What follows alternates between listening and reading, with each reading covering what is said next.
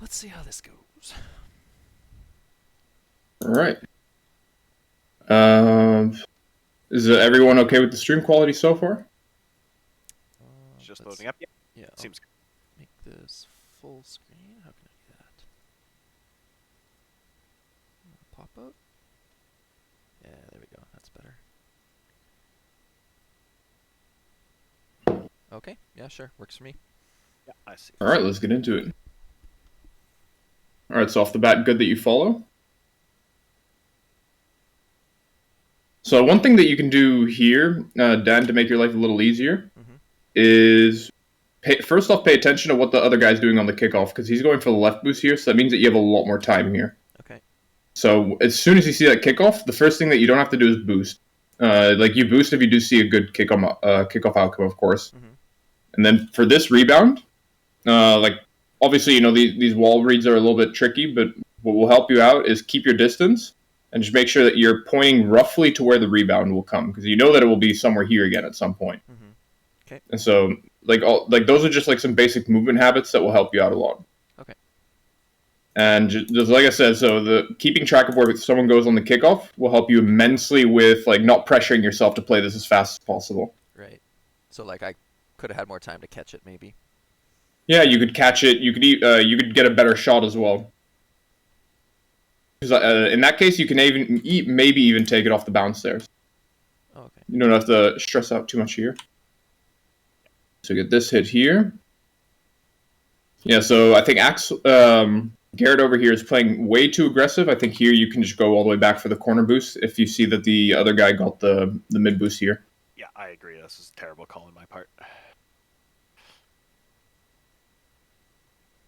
You're flicking a lot of ball cam on and off. Yeah, so like this scenario as well, I would try to, when you're rotating back here, try to keep your eye on the play as much as possible here because then you know where to turn instantly. Because in some of these situations, like you never know what's going to happen, so sometimes you have to actually turn before you get the corner boost here and go for a clear. You have to hit it to the other corner. Okay, cool. I'm going to quickly turn up Garrett's volume. Okay. Say something? Hello? All right, that's a lot better. Perfect. All right, so we'll just check how Dan plays this out here. Wait for the next hit, which is really smart here. Oh, sorry. Give me a sec. I lost the screen. Okay. It's still good for there me. we go. Yeah. Okay. Go ahead. Yep, and we can look at this hit here. So for this hit, or a lot of it depends on if you're getting challenged or not. But for most of these balls that are very low, just generally don't jump for it because it messes up your recovery really bad. And just staying grounded and letting it bounce off your car is almost always better for control-based play. Okay. Oh, take a look at this here. So you came off the corner boost here. And this, should I have rotated back instead of going for the ball? Or was that... No, this is if you know that Dan has low boost here, it's fine if you cut off the play here. I think that you jumped the gun a little bit too soon here. Like this is already a pretty decent position to challenge, because he has way too many options here. So, like if we think about what Rickrolled can do here is he can catch this ball, he can pop it up towards your net, he could shoot it, he could hit it to the corner. So like he has like what 4 options there. So slowing down just a little bit, see what he does, and then do challenging on reaction.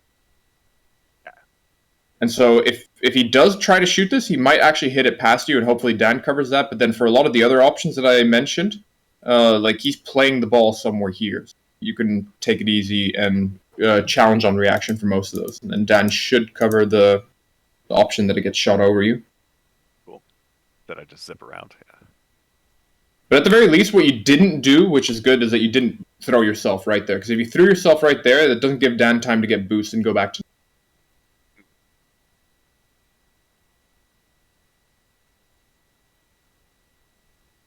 Whiff.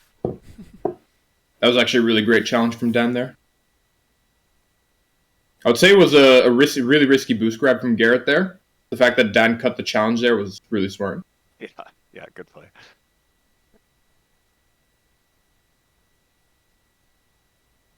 And so these balls are generally quite tricky, but what you can do to make your life easy is maintaining this kind of a buffer here between you and the ball. Because what this tells you is that the ball is actually in front of you. So when you maintain this kind of a distance with this like camera setup, it's telling you that you want to stay behind the ball in most cases. If you know how to read these properly, the information just tells you that you're now starting to get under the ball, and now you're directly under the ball. Yeah. And then this is the worst position to be for in terms of ball pressure. Yeah. Okay.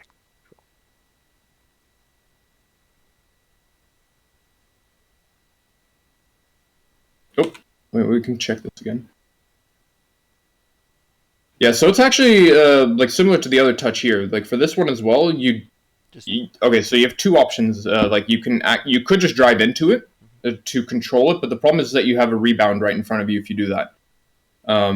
So if you jump for this ball in particular, generally speaking, what you want to do is hit above the ball, because that way you don't get any lift on it by hitting too low. Okay, because if I hit it high, or sorry, if I pop it like high off the wall, it's just gonna put it into position for them to take it the other way. Yeah, and it's also going to make your life miserable, because like there'll be two things if you just drive into the ball. Is like you had lift, but you had also forward force. Mm-hmm. But in this case, if probably need to go back a little bit to make sure. So here it is. Yeah, so I mean, like off the bat, generally speaking, when you're in this position, when your teammate gets demoed, you do the smart play is to slow play, give your teammate time to respawn, get boost, and go back to midline to pressure with you. Mm-hmm. But if you do want to solo play this, you have to jump right before the ground bounce. Yeah. And then make sure that it will roll up the wall with you. Oh, okay. So it's like a two-faceted way. It's like if you want to go for the solo play because you're flashy, then just make sure that it rolls by hitting above the ball. Okay. But otherwise, instead of jumping in on that one, just let him hit it a second time, and kind of. Yeah, hit it. Let him hit it, and then talk with Garrett about where is he respawning and when will he be back. Because this is roughly what was it, mid diamond? I want to say high diamond. Yep. Yeah. So in this case, like just standing there menacingly is enough to get people to drop possession. Like you could just drive, you could just hold your right trigger or R2, mm-hmm. and that's enough to get people to drop possession. Yeah, that's true. But it was a really good challenge coming in from Garrett. Very risky though. Pretty aggressive now seeing it's this. all or nothing. If he misses, like if he gets it popped over him, which is I think what that guy was setting up, then it's going the other way. But so sorry, Garrett. No, I was gonna say I was in control the whole time, but yeah, this was just a little riskier than I think I should have taken. Yeah, because let's say the ideal team play is that Dan keeps pressure there by not challenging. You come in hot off the corner boost, and then you can just swoop in for a rush challenge if Dan is able to rotate to the midline. So that would be like the ideal team play. Yeah. Here again. Yeah, so I'm pretty sure Rickworld goes for corner boost here again. Oh, he does follow. So with this kickoff, could turn off ball cam here, quickly check if he's not going for the mid boost here. So he's going for the corner boost. So that would just be one thing that would help you out here, is to keep a lot more pressure, because any high ball that Dan can create here is something that you can't go for anymore. And if you make one mistake, Dan is in a 1v2 for 5 to 10 seconds. Gotcha. Okay. And so I would say that if you want to keep a lot of pressure on the kickoff, like have a smaller subset of rebounds that are super favorable for your team, and those are the ones that you play off of more. But like a lot of the stuff that you want to keep pressure on is generally more neutral or slightly advantageous for your team. So in more cases, you should be going for boost, but the ones that center directly in front of the net are the ones that is good to keep pressure with low boost. Okay, that kind of went over my head a little bit. Like, you want me to re-explain it? Yeah, I didn't know who exactly you were referring to. I was referring to Garrett, because Garrett, two times in a row, Garrett plays with really low boost off a kickoff instead of going for boost. Oh, okay, so on these corner ones, don't follow, is what you're saying? Like, grab boost on those ones? No, because Garrett has taken the kickoff twice, if I'm correct, and he directly plays instantly after the kickoff. And like in this case, this is not this is a good kickoff. Oh, yeah, okay. But it's not something that you go all in for. So he should go for side boost right now. Yeah. Okay, that's what I would have done too. But he thinks that this is a good pass, so he's going to go and try to score it. Yeah. With like boost. this, like it's a good play to go for if you have a better rebound. Like it has to be more like the reason why you ditch boost is because the kickoff is even more favorable than it already is. Okay, gotcha. So because that one was plain, like, clear to me, he should have taken the time to just go get. Yeah, I would say like that kickoff is Dan solo plays it, Garrett gets boosted, and Garrett just sees what happens. Okay. That's my flow chart with how I would approach that.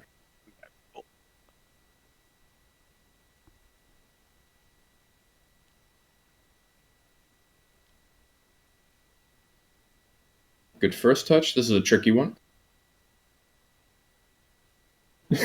All right, I see Garrett swooping in from the back here. Oh yeah, I didn't think he was gonna touch it again. Yeah. I remember this play. Yeah, I thought I was. That's still probably not a good line. Yeah, because the question is what can you actually do with this ball? If assuming that Dan misses it, what can you actually do with this ball? Yeah, there's the only line is maybe hitting against the wall, but I'm not that good. Yeah, you could hit it center, but the problem is that you're centering it for no one. So in threes, it might be a potential play, but in twos, just let your teammate fumble about, take a 50, and work from there. This is actually the stuff that you should be doing more. Like these kind of challenges, like where you're playing off your teammate. So like a lot of this is good stuff sometimes when you challenge. Let's take a look here. So here you have a lot of patience. So this is actually an interesting play here, because this highlights a lot of differences between lower level players and higher level players here. Yeah, and so this is the kind of stuff I'd like to know, because I think our comms on this was he was like, oh god, I'm stuck in net, something along those lines, right? Yeah. So then there's two, like I could say, okay, I'm gonna go put pressure and try to give you time to get back, or you could say, okay, I'll back off and wait for the hit. So what's the optimal play? Yeah, that's a good question, because a lot of people think that going back and waiting is the way that you give your teammate space to rotate back. But the actual answer is try to pressure. But obviously, almost never challenge here. That is not that is like the right play. But you want to put yourself in a position to challenge. So okay, so don't go all the way back, but kind of just wait to see what his next touch is. Yeah. Okay. So you want to go here, pressure for the corner boost. Like you're probably not going to steal it. So you just threaten for it. You want to threaten for a challenge, which you're probably also not going to do. And the other thing as well is, like, if this does go up the wall, then staying on the same side as the play is the easier way to save the ball. So, like, this is more of an advanced version of shadow defending, if you guys are familiar with that. Okay, so where would a GC player go here? Would he go like up on the wall, or? Yeah. I wouldn't go up on the wall. I would threaten to go up the wall. It's kind of like so the mindset with how you do this as a GC player is that you drive towards the play, you see what happens, and then you move from there. Because the funny thing is, like, if you go back here, you're never going to see those opportunities because you pigeonhole yourself into that mindset of, like, I can only defend this. If you play closer, you see those opportunities, and you might actually see a challenge. But again, in most cases, you're probably never challenging this. Okay, I get you. I'm just turning on my controller here so I can do some cool stuff. So I can't. All right, here we go. So we can highlight it a little bit.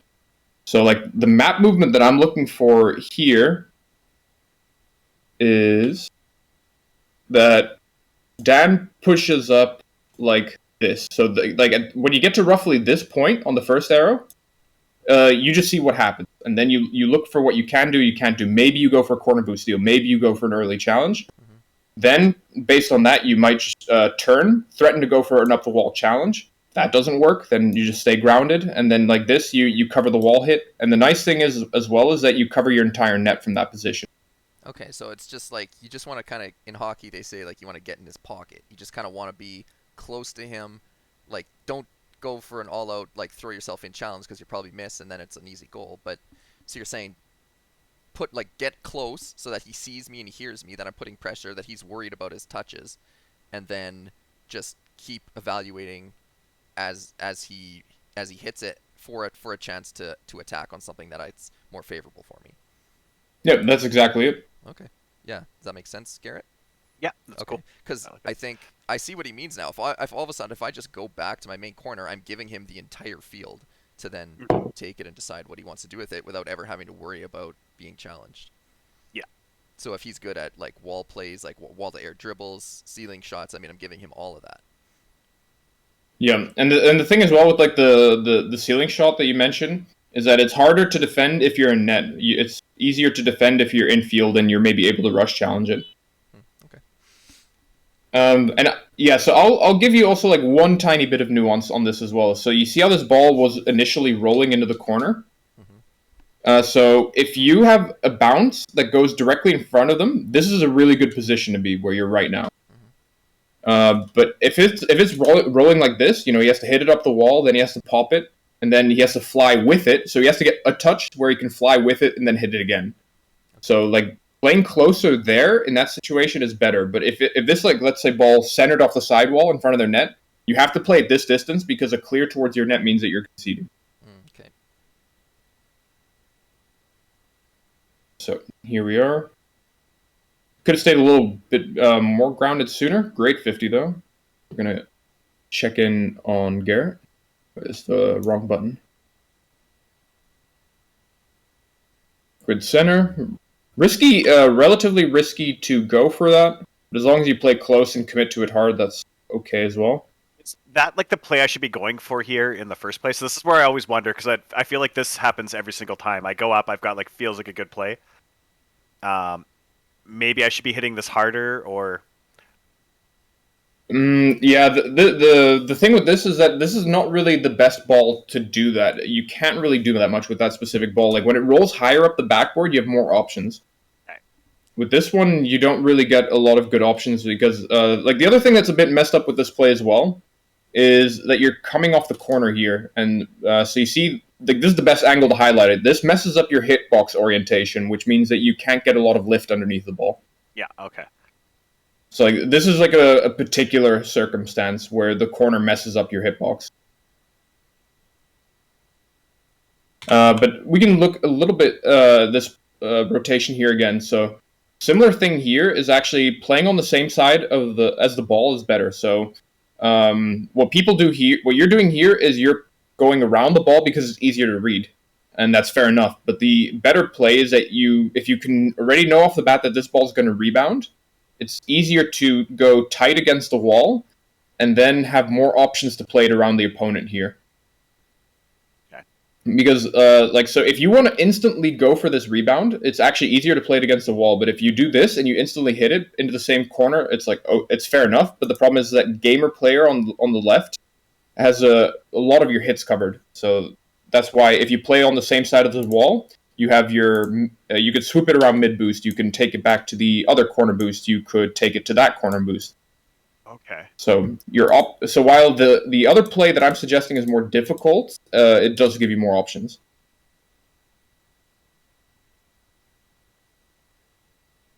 Good corner play here.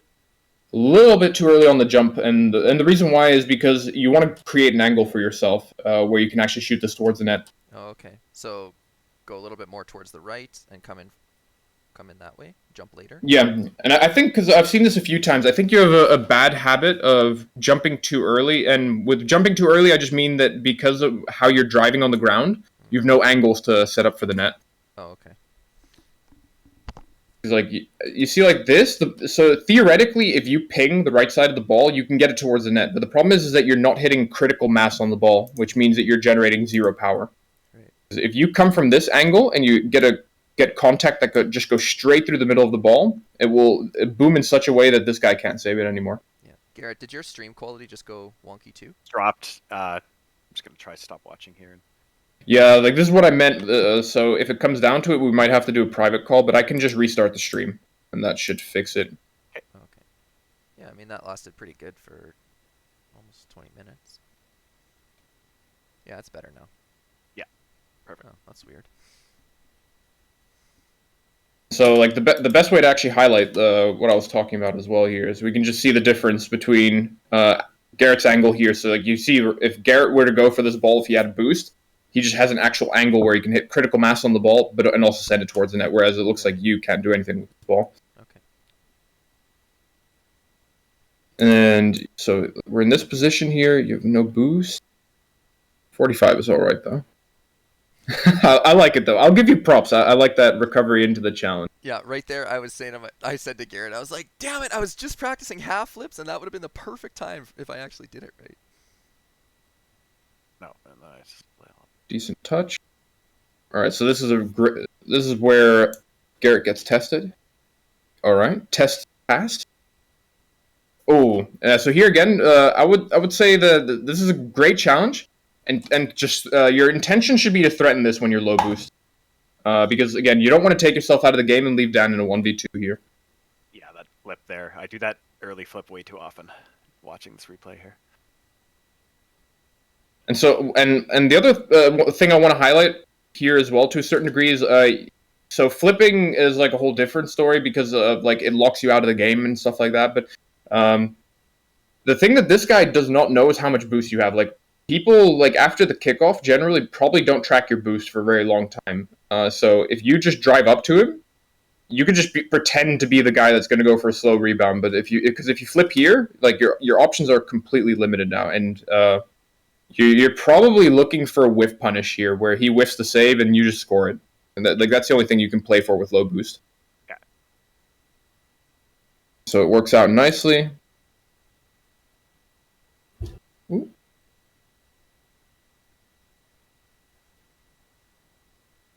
Yeah, that's a bad touch sending it back towards my net. I need to like take this flatter against the wall more towards the net.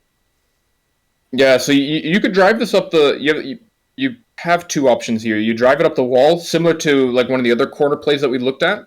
Jump above it, make sure that you roll it up the wall. You could also take an even harsher angle towards this, and then you can take two touches here, where you pop it off your car like this. Yeah.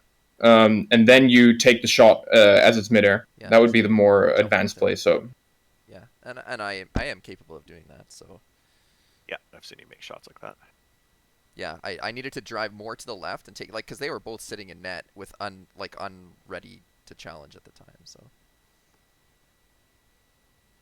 Good team play here.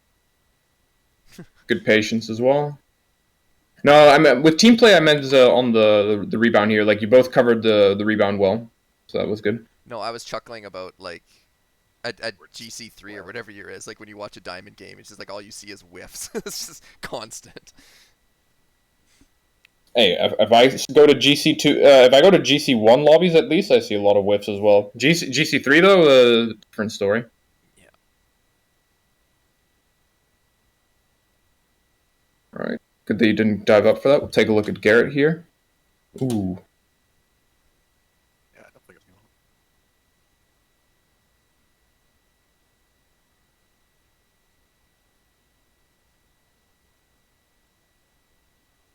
All right. Good that you decided to back off here.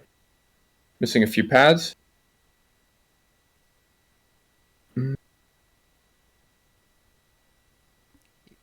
Garrett, you're avoiding them like mines. Yeah. Like landmines. Nope, don't want to touch that. Yeah, so I like everything that you actually did in terms of like defending, shadowing, and making sure that you don't overcommit on challenges. And then for this one, this is a bit tricky, but I would have used all of your boost either way before you take the hit on the ball. That way you can prime it better for the corner boost. And then jump and delay your flip a little bit more just so that it gets to the corner. So good fake. Whoops. That was Garrett's ball. Yeah, the other thing as well with this touch here is that it doesn't allow Garrett to go for the corner boost anymore. So this could be an issue. Now we have a bunch of people with no boost. All right, Garrett's going for the very ambitious play here. Oh yeah, I remember this one. Yeah, I got punished for that. Yeah, he apologized. He was like, this is all my fault. I'm so sorry." Yeah, I really wanted that boost. I had a lot of time to back out of that, and I didn't. Yeah. He's just like, "I deserve this boost. I'm gonna get it." Oh shit.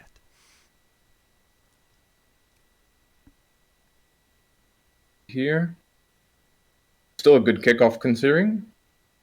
Yeah, I think I was AFK for a second on that one.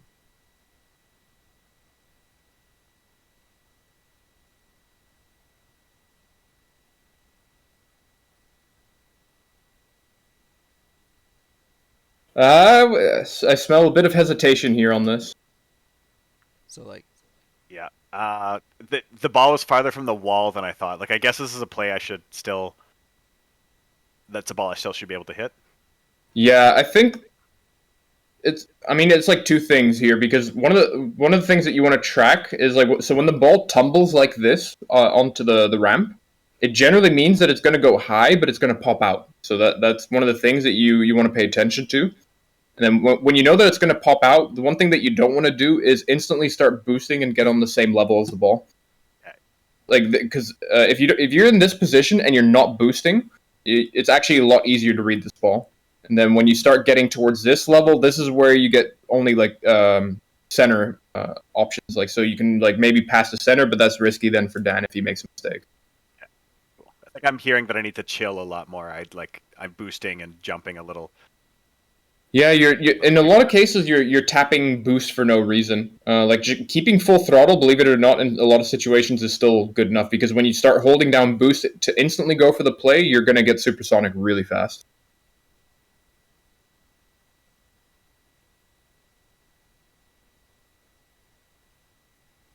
So like here, you're just a little bit too early to the play.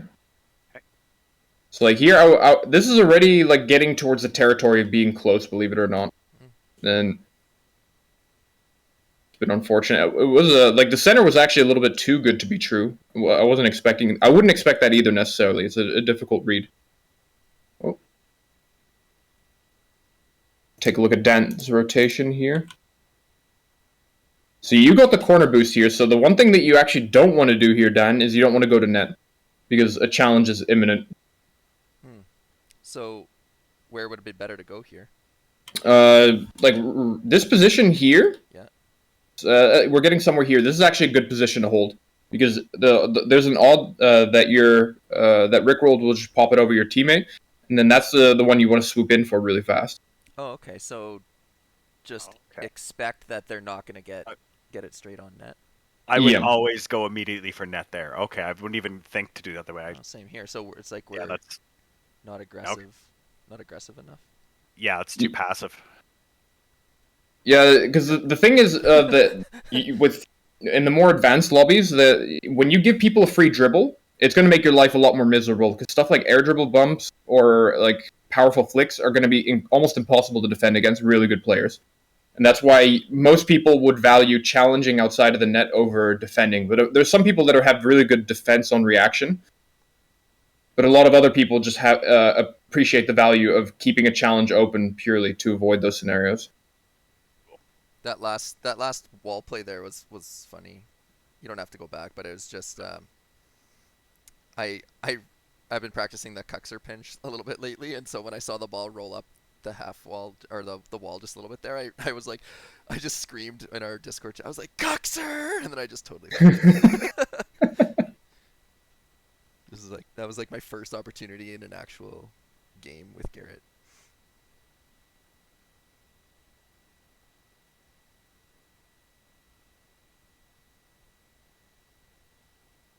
So this is something that I want to bring up so it's not going to always be the case for every single 2v2 scenario that is similar to this one. But just one thing I want to briefly bring up is approaching these 2v1 scenarios where the opponent can challenge it early, like this. As for the second man in this position, it's almost always better to keep a neutral position like here and cover for any potential challenge and then go for the unoccupied space if you see that the play is unfolding favorably to go for the open net. Okay, so are you suggesting that going to that spot that you indicated, that's more likely where like a 50 will go to?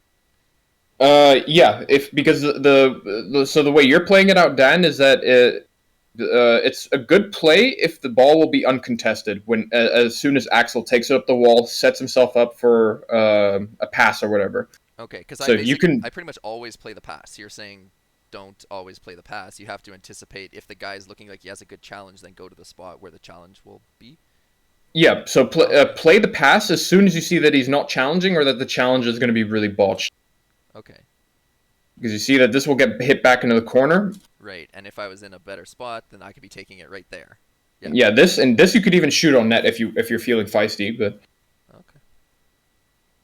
And so, 2v1s are very nuanced, where if the opponent has the ability to challenge, play on the same side as the play, then gradually proceed to go for the open net. And if the other guy sits in net the entire time when either player is in the corner, those are the ones where you can look for unoccupied space and set up passes that might be unsavable.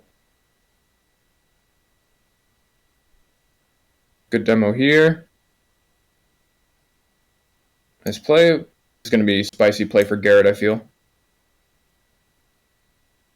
Oh, No, I'm just swinging a little bit too fast, too furious there. This was our I do. Yeah, this was our warm up match.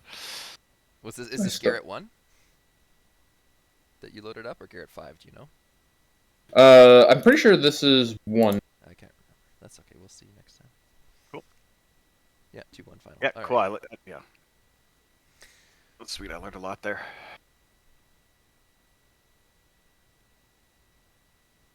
Yeah, I don't remember why I was so late on this one. Maybe he just speed flipped. I don't know. Good.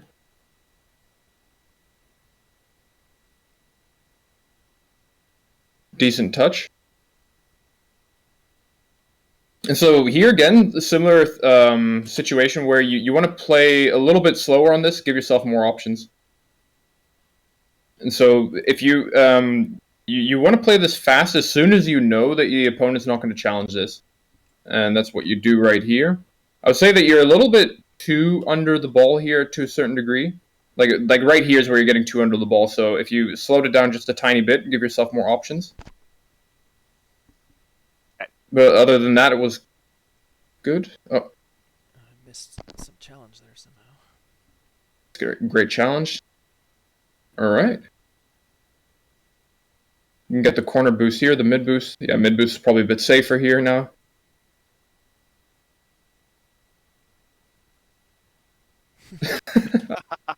You actually hit it in the replay, so you got a ghost touch.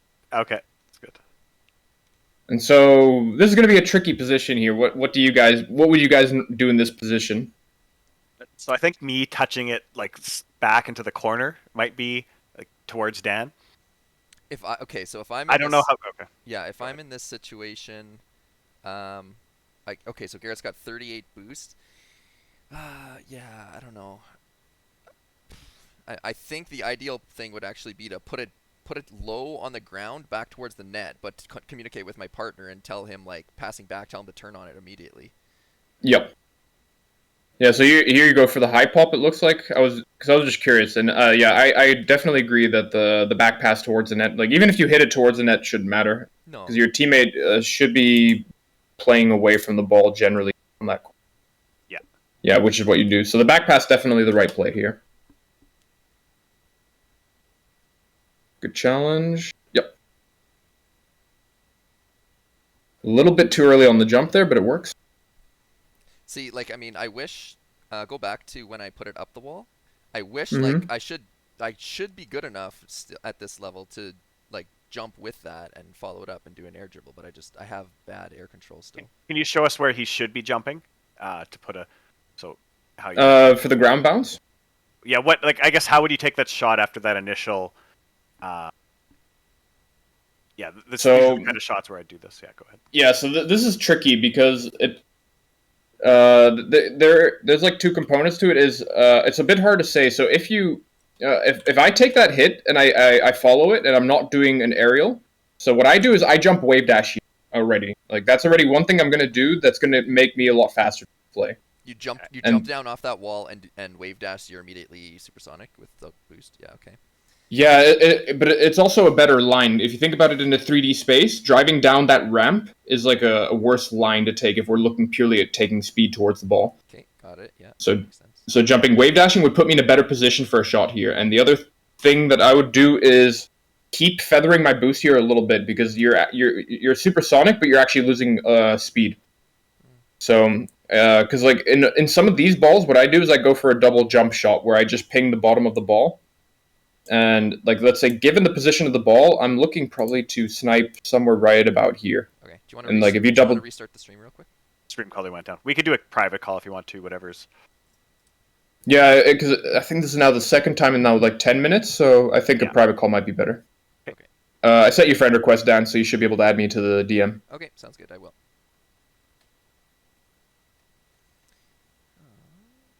Okay, start call. How do I do this? Axel. Oh, I'm not friends with you. Yeah, I sent you a friend request. Yeah. Okay. Mike accepted my friend request too. This is great. I'm learning tons. Good call. Yeah. Well, I mean, one little thing like this. Yeah. Okay. Can you add him then, or not? Top right, click add friend to DM. No, how do I add him into the call? Oh my god. I don't think I have the option to add. Oh, here we go. No. Okay, I need to add you as a friend. I see, that's Yes. Yeah, now you did, so. Okay. Okay, I can add him. Mike the support. There we go. Alright, Okay. should be able to why. Sorry about that, Mike. get in now. Mike, are you in? Yep, I'm in. Alright, there we go. Okay. So, share that screen up. Alright, perfect. Alright. Yeah, so this time if it gets choppy, all I have to do is swap the server region, and then it's good. So we are on what to do with this ball, if everyone's in. Yep, we're all in. Yeah, so given that I would have taken a better line for this ball, it gives me more options naturally. And then what I look to do is, with a double jump shot, I'm trying to hit somewhere here on the ball. Add a lot of lift, but it also adds a lot of power. Mm-hmm. And so you're wanting to just blast this straight in, kind of like underneath the crossbar? Or are Yeah. you looking to take a second hit, like you would follow that up too? No. Oh. The only thing I will follow up is if it's crossbar down. That's the only option that I have to follow. Okay, so you would just be trying to blast it then. Yeah, and if I can't make it to or let's say if I can't get the double jump shot where it's falling down, then I have to take the ground bounce. And then what I do is I slow down just a little bit more here by letting go of throttle, and give myself another run up to get a good shot, but also get supersonic as soon as I flip again. Okay. So when you say double jump, you're talking like a quick aerial and get to hit the underside of the ball. Yeah, I mean, it's not necessarily that it's a fast aerial. Is that double jumping into the ball is a very underrated tool, and the only time that I use it is generally for balls that are falling down and they're fast and moving away from me. Because flips will, because what a flip will do, like let's say you go for a diagonal flip and a front flip is, so let's say we have a ball falling down like this, and then here's me taking a line like that. Sometimes I need to hit a very specific point of the ball, and sure that the double jump will mess up my recovery to a small degree. But the problem is, like, let's say I flip, it will add or it will stall all vertical momentum, and then that small tiny part of the ball that I'm pinpointing is something that I just can't hit anymore. So it's a bit more niche, but it has its value for learning to shoot with double jump.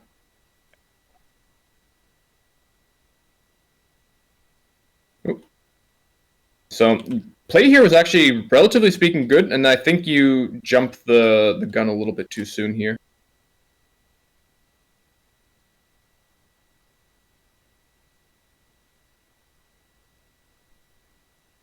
So given this position, Dan, and looking in hindsight, what other option did you have for this ball here? Yeah, I could have cornered it, taken it back to my own corner. Yeah. Especially because I only had 16 boost at the time. I remember that. He was like, "I'm sorry, I did. They would never have expected that shot." He said. It's kind of lined up and take a shot. I don't know if my. Ooh, nice save.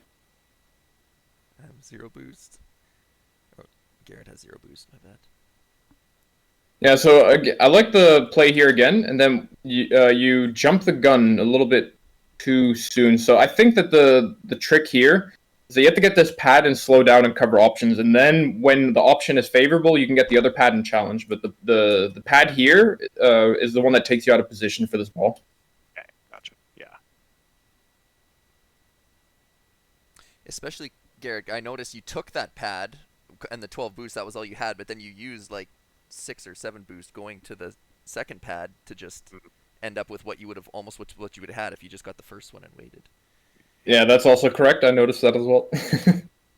I think I don't know if we're looking at my boosting, but I feel like I also waste boosts. Like I just press it sometimes when I have zero need to. So I need to watch that myself.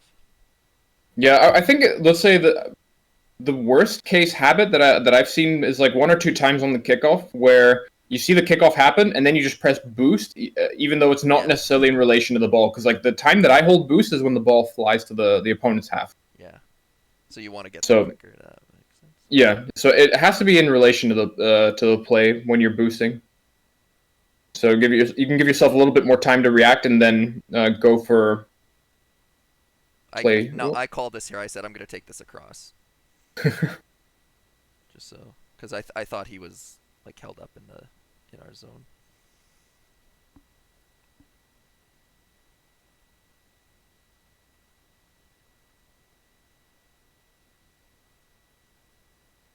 So that would have actually been a great place to fake challenge. Oh, right here.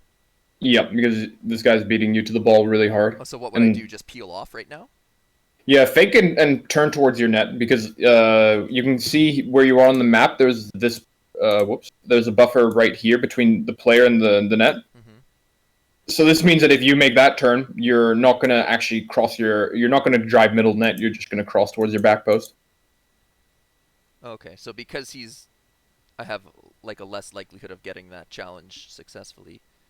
Just turn. Yeah, you have to peel off and set yourself up for a save because in those situations where you're 1v1, you don't want to be driving towards the middle of the net. So if you see that guy is far away from his net towards the sidewall, that means you're also there. And then when you turn, you're never going to cross towards the middle of the net and make yourself awkward.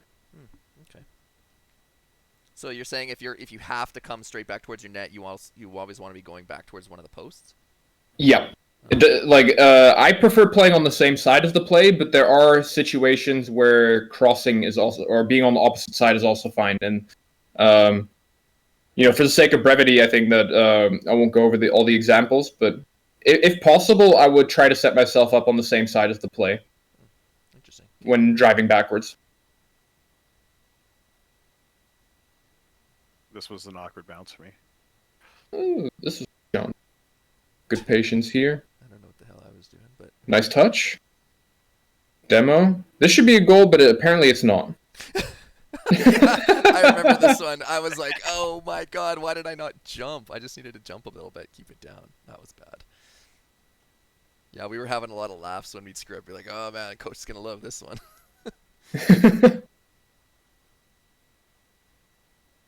Oh. No, yeah, I should just be heading straight back there, not thinking about the ball. Mm.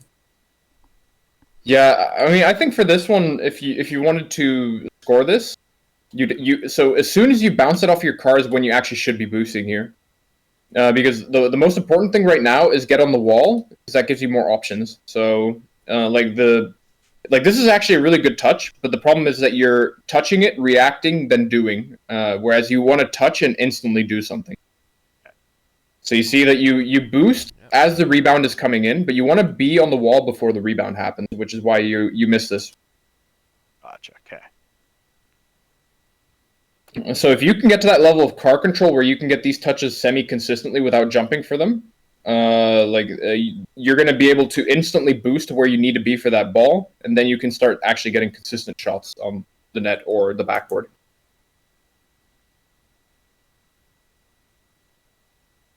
This is fine. So here again, you're jumping too early because the micro objective right now, Dan, is to get closer to the play and then focus on what you want to do. Yeah, I see that. Okay. Yeah, it's way too early. Even just speaking about like power on a shot, if I do that jump much closer to it and I'm going up and quickly from my supersonic speed, then I'll get much more quickly than a little floater. Yeah, and the problem is that you actually can't generate lift anymore on the ball as well. Like when you pre-jump that early, depending on, of course, how the bounce is working out, you can almost never add lift on any of those ground bounces unless you're doing like some crazy Jazer ground bounce read. All right, this is good stuff. Pre-jumping a little bit too early, but you boarded it. It's good.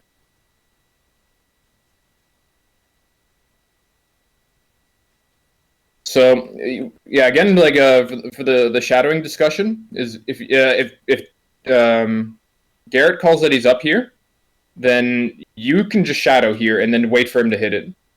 So presumably Garrett does call that he's up, and then you don't have to worry about leaving the play instantly here. Okay. Like even if he misses this here, you can still turn for it, and ideally as well, if he's investing a lot of boost into this play, you want to consider taking the rebound. Not always, of course, but you want to keep the option open. Yeah, so if I would have stayed in closer on that, I wouldn't have had to 50 it. I would have had a free shot instead. Yeah, exactly. Or you have the option to pop it over if you're giving Garrett time to rotate out. Right. Okay. Boost grab here.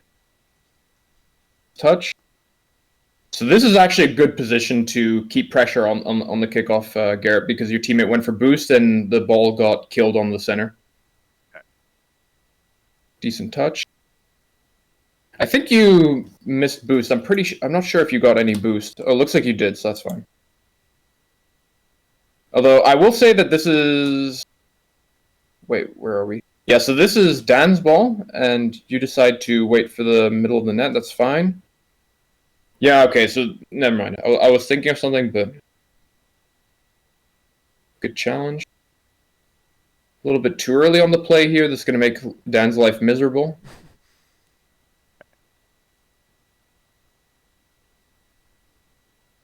So one thing here is that you could already position closer to the ball and set yourself up better for the corner boost here, because the one thing that you do not want to do is lose the corner boost here. If you like kind of drop possession here, but you still set yourself up for another 50, that's fine. Yeah. But losing the corner boost here is actually worse than passing it gently to Lucid Luca here. Because now if you lose this challenge here, the odds of you conceding are going to be a lot higher. Yeah, I randomly got lucky there and got side boost too, and then I think we score here? Yeah. I'm not going to lie, that was not the nicest of goals, but you made it work.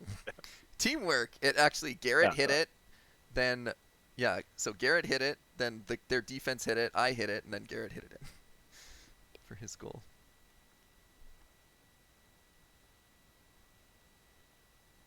Nice. So actually, almost everything was perfect here, up until you didn't wrap around the ball enough. Oh, I need to go even more to the right? Yeah. It doesn't have to be that much more, because imagine an angle change where your car is like this. All of a sudden, the entire net is open now. So if you want to generate a lot of power and have good placement, then this is probably your option right here. So just take if you wrap a little bit bigger of a swoop out to the right. Yep. Because that way you can get an absolute boomer of a shot and still place it anywhere you want here. Yeah, okay. That's like the core difference. It gives you placement and while having the option to put a lot of power on the ball. Messy recovery here. So I think with this recovery, I think what happened is you held turn before you land on the ground here. Yeah. Oh yeah. All right. Good luck, Garrett. Zero boost. Oh, he got the honey. Ooh, nice try. A little bit too early on the shot, but other than that, it was a nice shot. Too early meaning like he could have just held it more? Like too early, like it's the reason. So you see that this is a very shallow bounce here. Yeah. So with a shallower bounce, you want to delay your jump, because that way you can add more lift to the ball. If this would have been a faster bounce coming downwards, then his timing would actually be really good. But you see that he's pre-jumping the bounce here, which does not work with shallow balls. Oh, okay, because now it's just more straighter. Yeah, now he's going to hit center of the ball. So if it's a very light bounce, and you want to get a very powerful shot on it, you have to probably jump after the ground bounce here. Okay. So those are some timings that you. Yeah, we're talking about like milliseconds. Yeah. But huge difference. Cool. Yeah. Yeah, and I have probably some training packs that you can do where you can practice learning these timings, because like it's actually just a funny thing where it's just learning these timings. So like if let's say it's a very fast ball slamming downwards, you have to pre-jump the bounce, because that way you can cut above the ball and make sure it doesn't boom towards the backboard. And then if it's like a similar, if it's a semi-fast bounce, then you can probably jump as it bounces and then hit the middle of the ball. And then with these shallower bounces, you actually have to wait for the bounce. So like those are some cool timings that you can think of. Oh. So here we get the shot towards the net. This goes middle. Oh. Yeah, so the way you play this out depends on if you know where your teammate's position is. Because I want to say that I'm not sure if you know where your teammate's position is. We lost the if you're quality looking a little bit, by the way. Yeah. Do you mind switching the... Yeah, because if you know that your teammate's hard left, then what you do when you pass to the opponent. Here we go. Because if you know that you're passing it to the opponent and your teammate is on the opposite side of the field, what you do is you slam the brakes and wait for a potential clear here. Just because I know I have no backup? Yeah, you have no one behind you here. Okay. And so Dan would cover to the left, and that would actually have been a bit more of a favorable ball to you. See? Nice touch. Ooh, that was close. A really nice attempt. Oh, you can't judge us by the last 18 seconds of a 3-1 game. I'm always trying my hardest. I'm more aggressive at the end. Look at him. Yeah. Look Oh at yeah, him. this is because the clock was over and I thought you were let go of the controller, so I hit you. Keep the play going. Well, I like that, though. You punted your teammate to extend the play. Yeah. I would have done the exact same thing. All right, I think we have time to go over this replay and then call it a day. Sure. Yeah, sounds good. Wait, I think these guys, I'm pretty sure they're the same. I might be off here. Guys twice in a row. So I remember the platinum decal Fennec. Oh, wait. Oh, now I know what's up. Play review. Check this here. Good kickoff. Could have used your boost there to get to the other boost, but that's okay. Oh, right, of course. Save a little bit. Nice. Great read.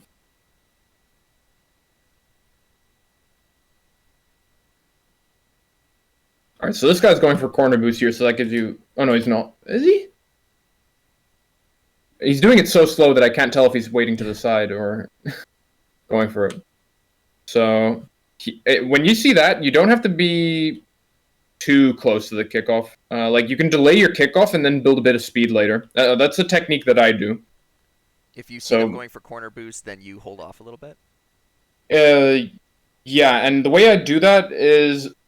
So what Garrett does here is he has a very linear acceleration on the start. And what I do is I flip at the start to intentionally slow myself down, and then I just hold full throttle, and then I'm always in a position where I'm like full throttle, and I'm in front of the first pad here.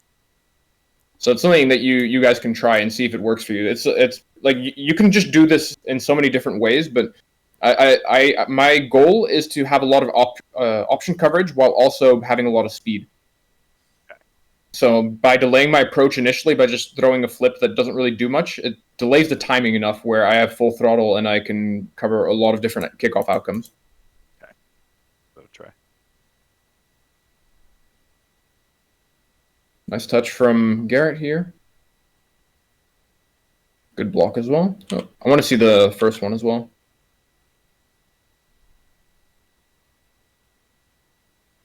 Yep.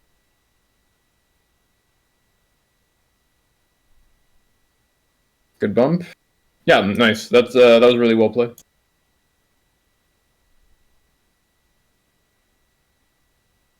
I need to jump there a bit, keep it down.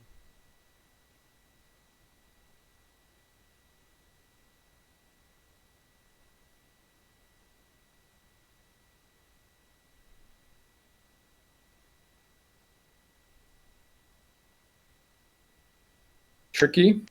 So I think with this shadowing here is your teammate challenges for it and you instantly back off with a flip, which is okay, but if you're going to do that, I would prefer full boosting, then flipping to get instant supersonic, get the boost as fast as possible, and then turn on the play, because Okay. I would have preferred playing closer given your speed, but if you're going to do it fast, then mid boost is also okay.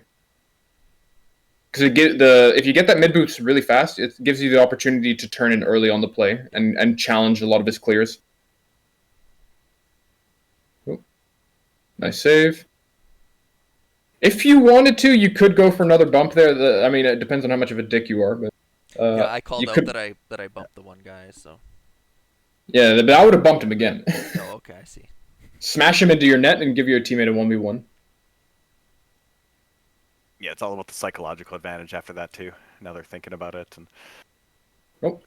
Yeah, you're playing way too fast when you see that your teammate's going for it again. So, like, all of this pacing is good, and then right until you see that Garrett is approaching the ball on the rebound, this is where you want to keep your options open and just see, okay, what's he going to do? So just slow down and stay on the right instead of going to center. That's what you're saying? Yeah, Oh, I okay. wouldn't. I would. I think. Yeah, what you point out as well is nice. Is I would probably face the ball like this somewhat. So this is too harsh towards the back post. Because I think you're aiming either towards the corner or the back post here. So it's one of those two. Okay. Because if I'm thinking of the realistic play, it's going to be a high ball that goes center here. So I would, yeah, I would say that this is actually still a really great outcome from Garrett. I was so mad Nice they try. saved that.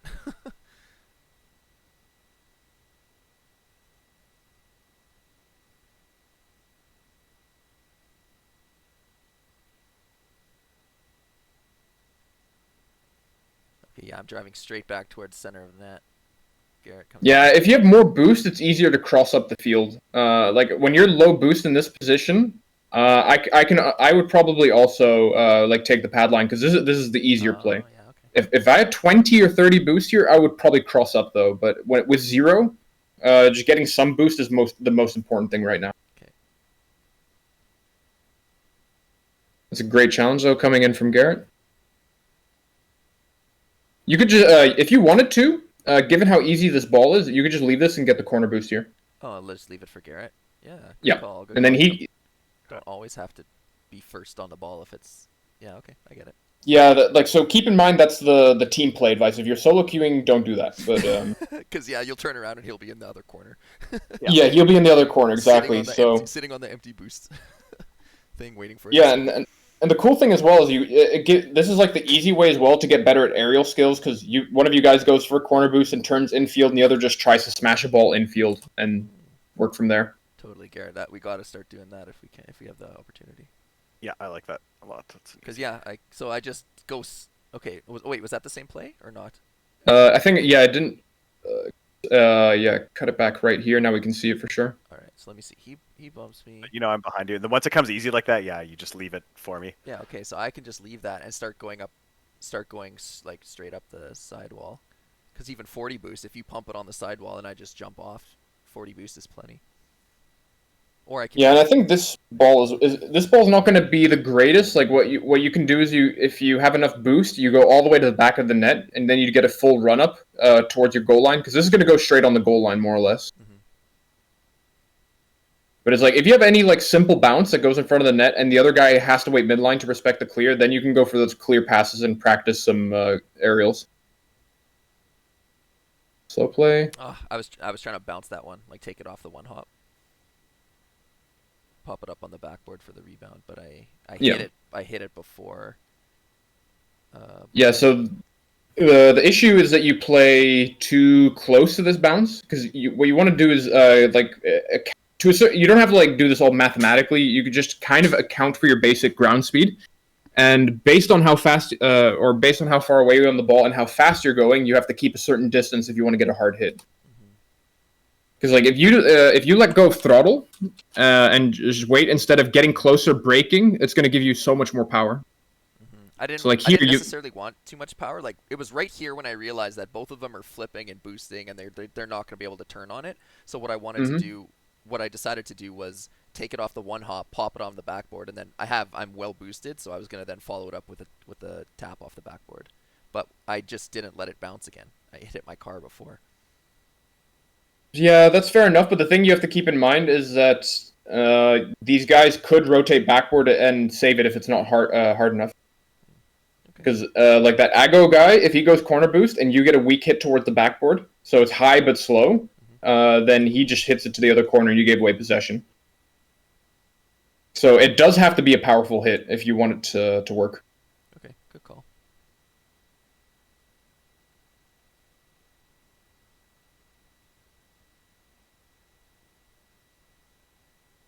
Really risky challenge because your teammate's in the corner there. Mm-hmm. I'll take a check at what Garrett is up to. So this is an interesting position here.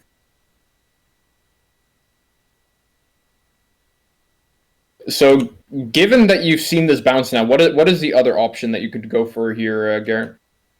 I could take it on the wall, I guess. I'm not sure if that's what you're going for, though. You So got, what- you right got here. a lot of boosts. So yeah, you could circle in from the left and then just knock it Oh, out and to the just right take corner. it. I see. Oh, okay. Like that, you mean, Dan? Yeah. Yeah. Yeah. Okay. That's exactly it. Because the if you paid attention as well, where are the two opponents when the ball was coming back to your half? They're in the back corner with Dan. Yeah, both of them, right? And so that means if you play to the opposite corner, then if you want to, you could just leave this boost for Dan, and then take the other corner boost, and that way you're a bit more efficient. Okay. Yeah, I like that. This was super. I was super nervous there. Yeah, and so the one thing that you want to like pay attention to is so like you don't need to know the specifics, like the exact bounce details, but if you know that the ball is going to hit anywhere before that line, it's gonna the momentum given the architecture will make the ball like go somewhere like that. Yeah. So here you do get the boost, that's fine. So you do bait one out, that's good, but the guy gets a free shot in return. Decent challenge.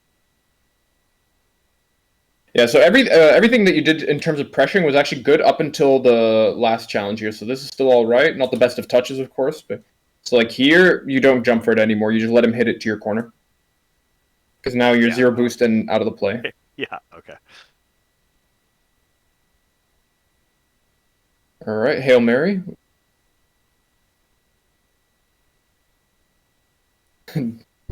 Garrett jumping the gun a bit too soon again. I'm wondering. I don't know if I should have challenged that because I know he's low boost and he had a bad recovery there too, from what it looked like out of my peripherals. I think you can challenge it, but then you have to challenge it right now. Oh, okay. So I'm putting myself into 50s that don't need to be 50s by being too passive. Yeah, the thing is though, it depends on how much boost Garrett has coming into the play. So like when he's recovering out of net, if he has 50 plus boost, then this is a good play to go for. Okay. But if he's like 0 to 20 coming off that play, then it's better to fake here. Yeah, so it looks like Garrett has a lot of boost. So if you know that he has a lot of boost, then maybe a center is viable, but it requires Garrett to do a pretty difficult maneuver. Nice 50.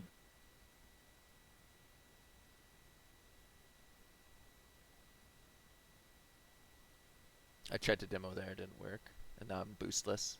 Here, I got this one though. Good patience here. Oh. I had it. All I had to do was hit it. Fuck, that one pissed me off.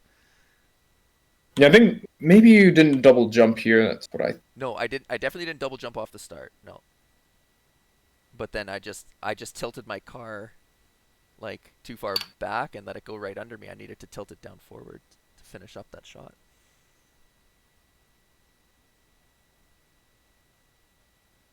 Oh, a little bit heavy on the first touch, but that's still okay. Nice. That was a good play. Yeah, that was that one felt good.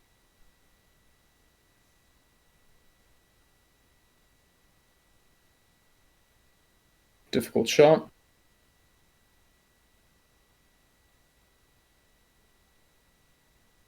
Turn. It's going to be a tricky one.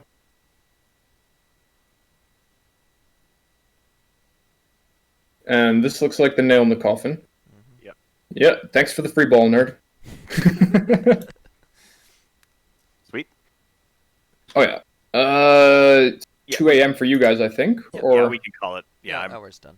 it's midnight here. Yeah, I gotta work tomorrow. That was awesome, Mike. Thanks. I learned a lot. I'm glad to hear that. Yeah, so like just to highlight, let's say some of the main points is for Dan that want to practice, at least in free play at the very least, that you take a lot of hits while grounded, and learn to read the ball as it pops off your car, because that gives you a lot of options. Okay, so jumping too early is what you're saying. Yeah, and in terms of positioning, is keeping your options open, like for example with the 2-stack in the corner versus one player. Move with the play and then gradually go for the unoccupied space instead of always baiting yourself with the unoccupied space for the pass. Okay, yeah, I get that.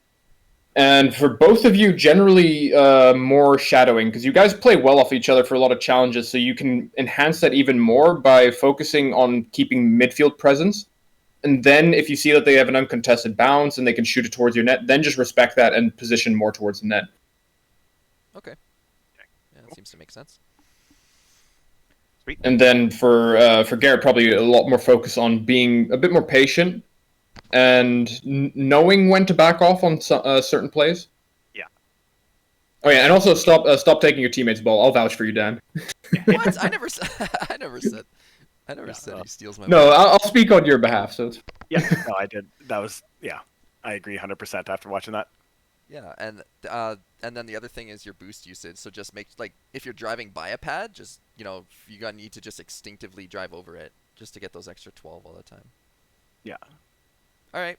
Well, Cool. I think that's it. So, thanks, Yep. Mike. Yeah. Thanks again, Mike. Yeah. Out of curiosity, do you guys both use Bacchus mod for PC? Yes. Yes. All right, good, because I can send you guys some training packs, and then you can practice some of the setups that I was talking about. Sweet. Sounds good. I'll do that. Okay. Awesome.